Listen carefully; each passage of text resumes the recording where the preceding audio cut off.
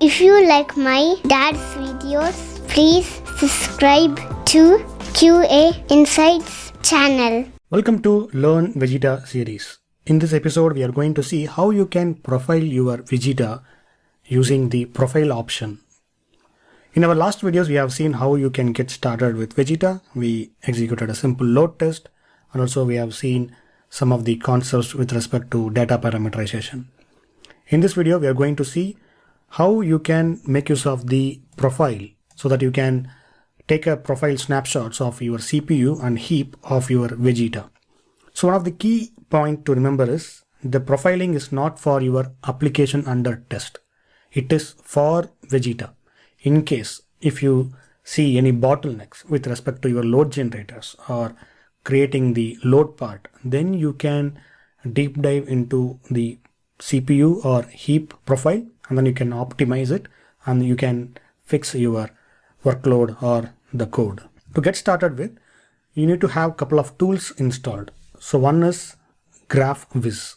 So this will help you to show you the profiling information in the graphical format. So use brew install GraphViz.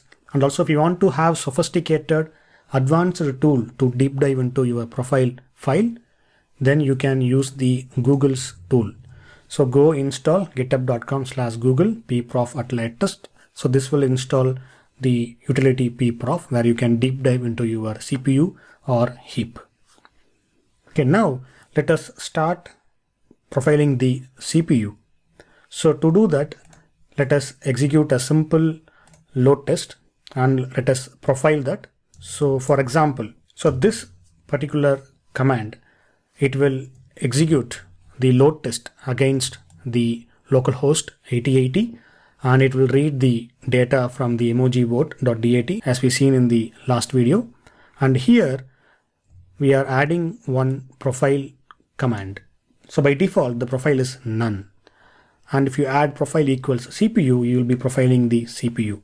And then we are running the attack for the duration of 1 minute and we are taking the results and then we are creating the report. Now let me hit enter. So this will run for 1 minute. Once it is done, let us deep dive into the CPU profile information. Okay, now the test is done. As you see here, it has executed for 1 minute and we got the status code 200, count is 3000.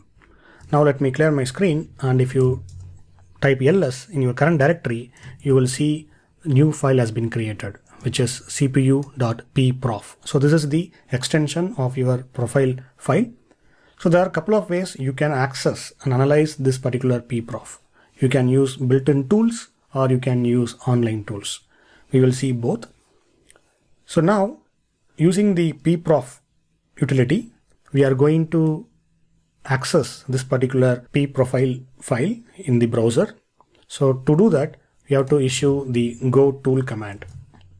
So let me clear my screen. So go tool pprof and the file name. So this will go inside the interactive mode of pprof. So here you can do a couple of commands. To get started, you can use help to see what command is available.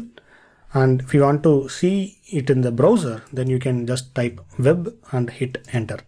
So this will launch the profile information in the browser. So as you've seen here, so this is the pprof, the CPU profile we just captured from Vegeta, and by default it will go to the call graph. So here as you see, this is the information of your profile and the nodes. So it starts with the main function, and if you just go to the right side, you can see a couple more call graphs, and if you just scroll down, you can also see a lot of function is getting called. So this call graph help you to understand the functions. So which function is calling what and what is the time taken to call that function, etc. So if you want to know about your functions and its dependencies, then you can use the call graph. So there's one of the way where you can access the CPU profile information. Other way is to run a web server.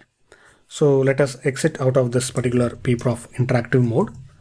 Now let us execute the pprof using the web server. To do that, let me copy and paste this command and cpu.pprof. So this will start the web server in the port you mentioned, which is 8085. Now just let me expand this. So as you see here, you will get everything in your browser. So by default, it will go to your call graph. So this is the call graph. So now if you go to view, and here you can see top. So this one will display all the top functions and the time taken.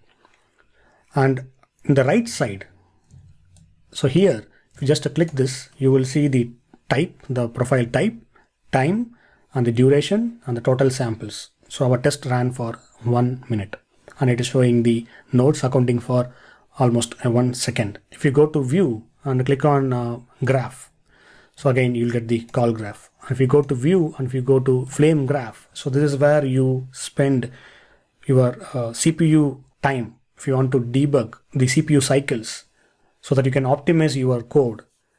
And this graph, this visualization will help you out.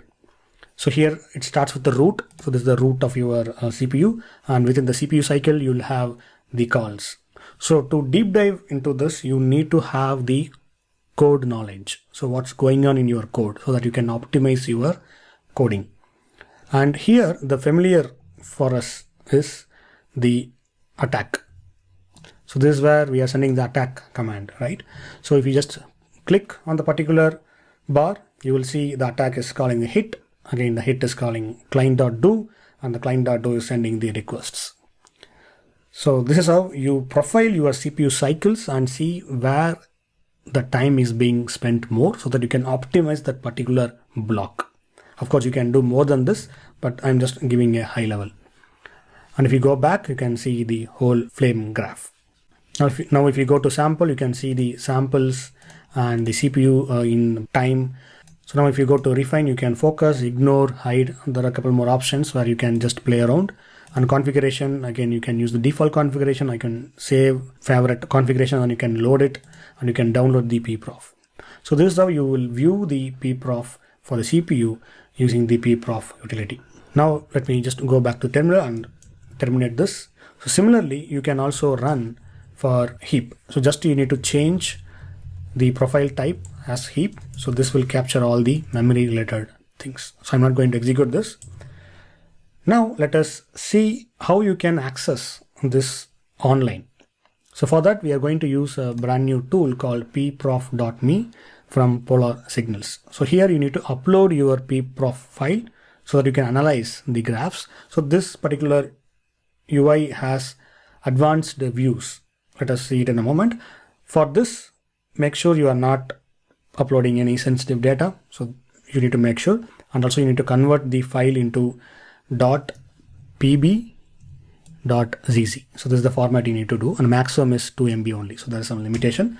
So now let me just go to terminal, clear my screen, and let us rename this CPU prof to cpu.pb.gz and hit enter. Now let us go to the browser and click on upload and tools, Vegeta, upload the file. You just renamed it and click on upload file. So now as you see, this is the view of pprof.me, and here there are a couple more advanced features. For example, here you can group by the function name, you can group by labels, file names, addresses, binaries, and you can click on show legend where you can see the runtime and everything else. And under preferences, you can check the doc graph meta info. Whenever you hover over your mouse on the bar, it will display the meta details, and you can select the color profile, and you can also enable the call graph. And if you just hover over your mouse over the bar at the bottom, it will display the meta details. So this also will be pretty much helpful if you want to have something fancy UI, and if you want to use the online mode of analyzing the pprof file. And at the left side, you can see CPU nanoseconds and CPU samples. Again, there are two different types of profile type we can use. And at this moment, it supports only the CPU info. So it doesn't support the heap. So that's one point to take care. So you can also add this profile to your website using the iframe. So a lot of advanced options in this particular UI. So this is how you can profile your CPU and heap using the pprof. So pprof requires extensive knowledge about your code, system, Linux, and so on.